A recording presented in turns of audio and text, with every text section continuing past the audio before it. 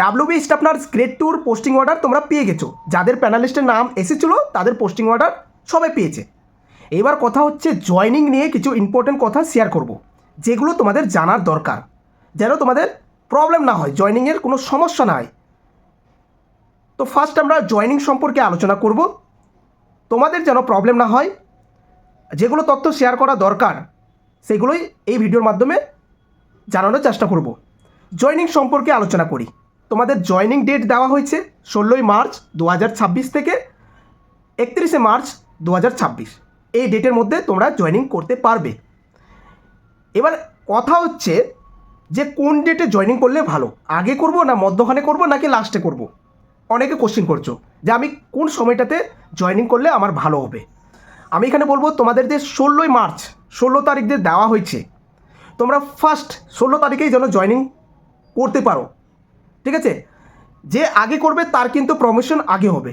আমি বলবো তোমরা একদম 16ই মার্চেই তোমরা যেন জয়নিং করো।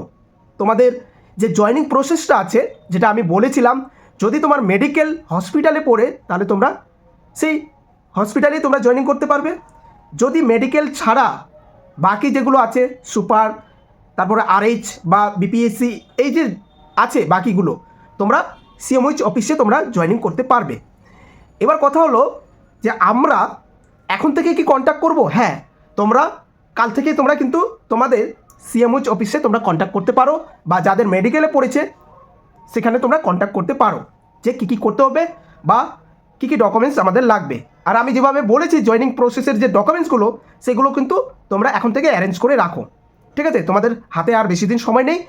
এবার কথা হচ্ছে যাদের অন্য ডিস্ট্রিক্টে পড়েছে, মানে নিজের ডিস্ট্রিক্টে পড়লে সেটা ম্যানেজ করা যায়, যাদের কলকাতা থেকে নর্থে যাদের পড়েছে তারা কি করবে, তাদের জয়নিং কেমন করে হবে, কী কী প্রসেসে তারা জয়নিংটা করলে ভালো হবে। আমি বলবো তোমাদের যে ডকুমেন্টসগুলো আমি বলেছি সেগুলো তোমরা বাড়ি থেকে অ্যারেঞ্জ করে নিবে। 2 নম্বর যে মেডিকেল ফিটনেস, সেটা তোমরা নিজেদেরই বাড়ির আশেপাশে যে হসপিটালগুলো আছে সেখানেই তোমরা ফিটনেস নিয়ে চলে আসবে।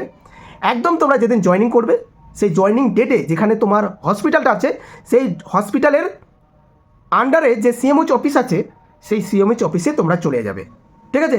যদি তুমি কলকাতা থেকে নর্থে কোথাও পড়ো বা আদার্স যেখানে তোমাদের দূরত্ব হচ্ছে, তোমরা সব কিছু নিয়ে সব কিছু ডকুমেন্টস রেডি করে তোমরা একদিনে ট্রেনে করে এসে সেই সিএমওইচ অফিসে তোমরা চলে যাবে। মর্নিংয়ে তোমাদের জয়নিংটা করাবে, 12টা থেকে স্টার্ট হবে জয়নিং করানো। তো তোমরা বাকি কাজগুলো করে এসে ওই দিন কিন্তু করতে পারবে। এমন না যে যে হসপিটালে আমার পোস্টিং পড়েছে সেখানে আমাকে মেডিকেল টেস্টটা করতে হবে। তোমরা তোমাদের নিজের এলাকার যে হসপিটালগুলো আছে সেখানেই তোমরা মেডিকেল ফিটনেসটা করতে পারবে। আরেকটা ইম্পর্টেন্ট কথা এখানে শেয়ার করব, 22শে মার্চ 2026 মানে সামনের মাসে আমি নতুন ব্যাচ স্টার্ট করব ডাব্লিউবি স্টাফ নার্স গ্রেড 2-র জন্য। সাথে সিএচেরও কোশ্চেন প্রোভাইড করা হবে, সপ্তাহে 3টা মক টেস্ট নেওয়া হবে, পিডিএফগুলো শেয়ার করা হবে, কোশ্চেন সাথে অ্যান্সারও থাকবে, সিবিটি এক্সামের জন্য প্রিপারেশন দেওয়া হবে। যারা চাইছো আমার গ্রুপে জয়েন হতে, অবশ্যই তোমরা নতুন ব্যাচে তোমরা জয়েন হতে পারো। হোয়াটসঅ্যাপ নাম্বার দেওয়া হয়েছে 7797836235। তোমরা চাইলে এই হোয়াটসঅ্যাপ নাম্বারে SMS করতে পারো। তো জয়েনিংয়ের জন্য যে ইম্পর্টেন্ট কথাটা শেয়ার করছি সেটা হচ্ছে ফার্স্ট ডেটটা দেওয়া হয়েছে সেই ডেটেই যেন তোমরা জয়েনিং করো। একদিন লেট হলে মানে তোমার যে প্রমোশন সেটা কিন্তু যে আগে জয়েনিং করবে তার থেকে কিন্তু তোমার লেটে প্রমোশনটা হবে। তো ট্রাই করবে যেন সেই দিনেই কিন্তু জয়েনিংটা করতে পারো। 16 তারিখে বলেছে, তোমরা 16 তারিখে যেন জয়েনিং করতে পারো। এবার চলে আসছি ট্রান্সফারের গল্প বা ট্রান্সফারের প্রসেসটা কি। তোমার নিজের ডিস্ট্রিক্টে পড়ে নি বা তোমার যেখানে ইচ্ছা ছিল যে আমার এই জায়গাটা পড়লে ভালো হবে সেই জায়গাটাতে পড়ে নি। এবার আমরা কিভাবে ট্রান্সফার করব সেটা তোমাদেরকে জানিয়ে দিই।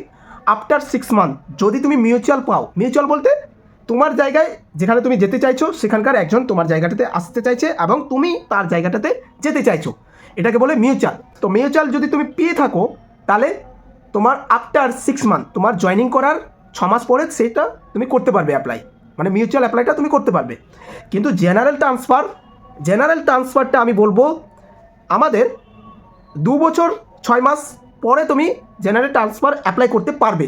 কিন্তু আমি এখানে তোমাদের সাজেস্ট করব তোমরা 3 বছর পর, 3 বছর হয়ে যাবে দেন তোমরা কিন্তু জেনারেল ট্রান্সফারটা অ্যাপ্লাই করবে, তাহলে তোমাদের কোনো অসুবিধা হবে না জেনারেল ট্রান্সফার নিয়ে।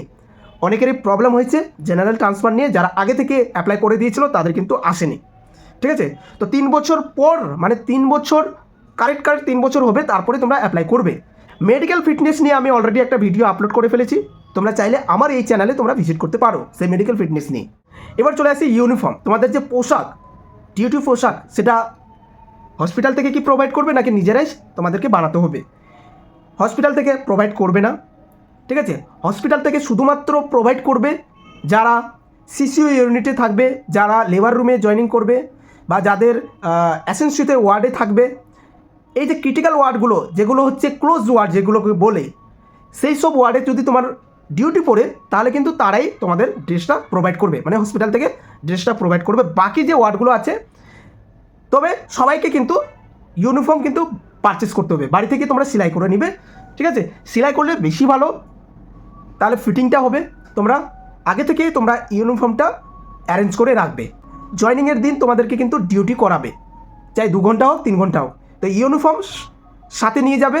জয়েনিংয়ের সময় না, যেদিন তোমরা হসপিটালে জয়েনিং করবে সেদিন। আরেকটা ইম্পর্টেন্ট কথা শেয়ার করবো, জয়েনিংয়ের সময় একটা হাতের লেখায় লেটার লিখতে হয়, সেটা তোমরা কীভাবে লিখবে তোমরা জানতে চাইলে অবশ্যই কমেন্ট করে জানাও, সেটার ভিডিও অবশ্যই আপলোড করব। তোমরা কমেন্ট করে জানাও জয়েনিং লেটারটা কীভাবে লিখবে, যদি চাও তো অবশ্যই কমেন্ট করবে।